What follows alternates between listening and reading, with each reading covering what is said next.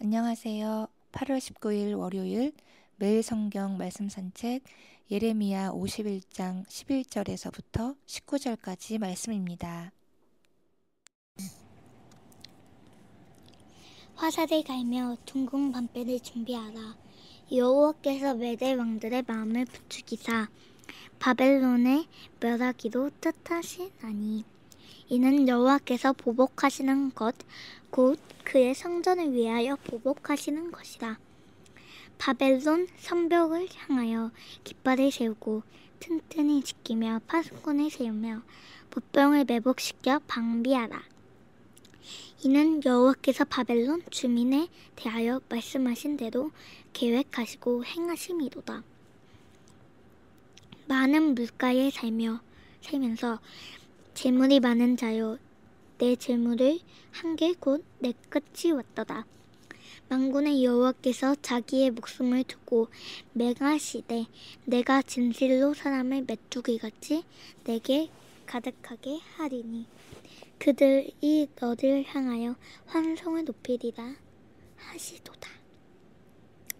여호와께서 그의 능력으로 땅을 지으셨고 그의 지혜로 세계를 세우셨고 그의 명철로 하늘들을 펴셨으며 그것 목소리를 내신즉 하늘에 많은 물이 생기나니 그는 땅 끝에서 구름이 오르게 하시며 비를 위하여 번개를 치게 하시며 그의 곳간에서 바람을 내시거늘 사람마다 어리석고 무식하도다.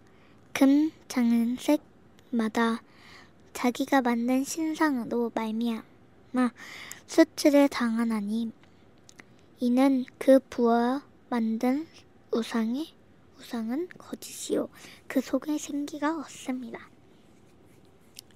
그것들은 헛된 것이로 조롱거리니 진벌하시는 때에 멸망할 것이니 야곱을 분깃은 그와 같이 아니하시니 그는 만물을 지으신 분이요 이스라엘은 그의 소유인 지파라. 그의 이름은 만군의 여호와시니라. 아멘. 50장에 이어 51장 오늘의 본문은 열방에 대한 하나님의 심판 선언 중 마지막 바벨론에 대한 심판의 내용이 오늘도 이어집니다. 50장의 시작은 이스라엘과 유다를 용서하시는 하나님의 회복을 선두로 유다 백성과 하나님의 거룩한 성전을 무너뜨리고 세상의 제왕 역할을 하며 하나님을 무시하고 다른 민족들을 억압하고 폭력을 행사한 바벨론을 가만두시지 않고 벌을 내리시는 내용입니다. 오늘은 특히 바벨론을 멸하시는데 사용하시는 무기를 보여주십니다. 메대 왕들이 가지는 마음을 사용하셔서 당신의 성전을 위해 보복하시겠다고 하십니다. 13절은 인간을 의지하는 것에 대한 한계가 있음을 말하고 계십니다. 많은 물가에 살면서 재물이 많은 자여 내 재물의 한계 곧 내 끝이 왔도다. 바벨론은 강한 군사력과 물에서 얻는 풍부한 자원을 의지했는데 그들보다 더 큰 군사력에 무너지고 풍부한 자원은 메말라 그들이 더 이상 마실 수 없게 된다고 하십니다. 하나님 외에 다른 것을 의존했다면 그것들이 속수무책이 되게 하시고 헛것이 된 힘없는 우상을 의지한 대가를 깨닫게 하십니다. 예레미야 51장 14절에서는 사람을 메뚜기같이 내게 가득하게 하리니 라는 표현으로 바벨론을 심판할 때 그들을 공격하는 적군이 마치 메뚜기의 떼처럼 수없이 많을 것이라는 말씀을 하십니다.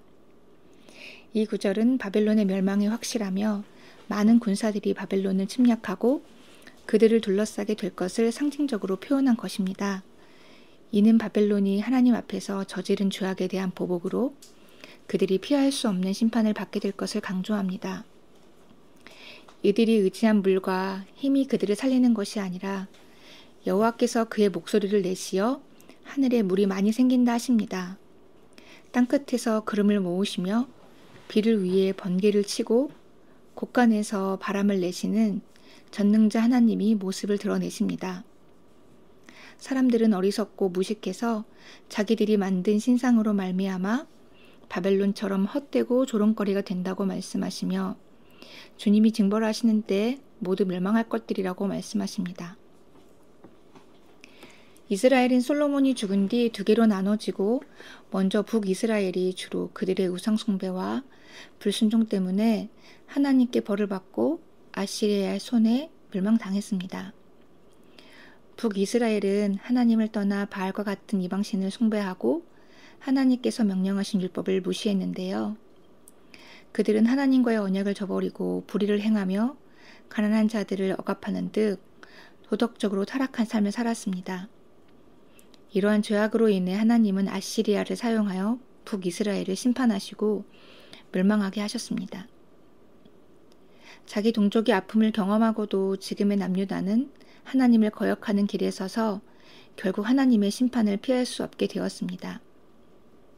수많은 선지자들의 외침 가운데 회개하고 돌아오라, 하나님이 너희의 참 하나님이시며 왕이시다 라는 말씀을 떠나 그들이 의지하고 가고 싶은 대로 애굽을 의지했지만 결국 애굽도 하나님의 손에 멸망되어 그들을 건질 수 없었던 것입니다. 에스겔 36장 22절에서 23절에서는 스스로 거룩하신 이름을 위하여 하나님께서 자신의 이름과 거룩함을 지키시고 그분의 명예를 보호하신다고 말씀하셨습니다. 하나님은 자신의 거룩한 성품과 이름을 위해 불의한 죄악을 심판하시며 동시에 그의 백성을 구원하고 회복시키는 사역을 그때도 지금도 행하고 계십니다. 이는 하나님께서 모든 행동의 동기와 목적이 그분의 거룩함과 영광을 드러내는 데 있다는 것을 강조하고 계시는 것인데요. 오늘 본문에서와 같이 하나님은 스스로 성전을 위해 보복하시며 질서를 세우시고 땅과 사람을 정결케 하십니다. 오늘 우리에게 참된 지혜를 남기십니다. 임해진 일들을 보면서 반면교사로 삼고 조롱거리로 전락할 헛된 것을 의지하지 말고 만물을 지으신 하나님을 참된 주인으로 모시라고 우리에게 교훈하고 있습니다. 오늘 우리가 아침에 일어나서 의지하고 붙잡는 것이 혹시 하나님이 아닌 다른 것들이라면 주님께 도우심을 요청합시다. 마음을 돌이켜 하나님을 구하도록, 다친 마음과 다친 눈이 있다면 열어달라고 구합시다. 내 삶에 주님의 뜻이 이루시며 지금도 살아계시어 그 선한 일을 나와 내 가정, 교회에 행하시는 전능자 하나님만 전적으로 의지하도록 주님께 간구합시다.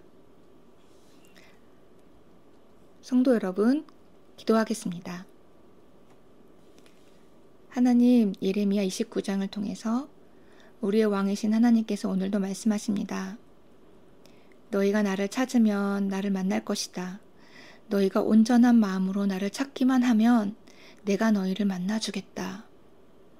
예, 하나님, 우리 안에 새 영으로 성령으로 충만케 하셔서 주님을 온전케 찾게 하시길 원합니다. 돌같이 주님을 찾기 싫어하는 마음까지도 새살같이 부드럽게 하여 주시고 온유한 마음으로 주님을 구하게 하시는 성령님의 도우심을 지금 갈망합니다. 오늘도 주님을 구할 때 우리를 만나주시는 하나님을 만나는 복된 경험이 우리 안에 일어나길 원합니다. 하나님, 움직이는 교회와 공동체 식구들 마음 안에 주의 성도들 가운데 하나님의 나라가 거룩히 임하여 주님의 뜻 이루시는 오늘이 되게 하여 주시옵소서. 살아계신 예수님의 이름으로 기도합니다.